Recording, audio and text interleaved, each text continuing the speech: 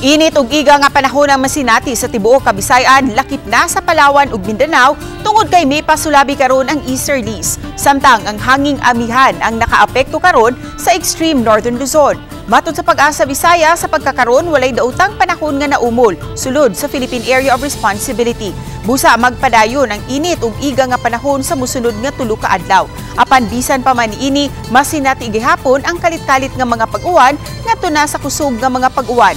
Nunot sa mga maumol nga mga localized thunderstorms sama sa nasinati sa Metro Cebu ni atong Domingo sa kadlawon. Ang Pag-asa Mactan Station nakatala og 14.9 mm nga pag-uwan ni atong higayuna nga susama sa gidaghanon sa 74,500 ka mga baril sa tubig uwan matag square kilometer. Duha ka higayon nga nakapagawas ang Pag-asa Visayas og thunderstorm advisory ni atong adlaw. Una sa alas 3:24 sa kadlawon ug gisundan kini pagka alas 5:57 sa buntag.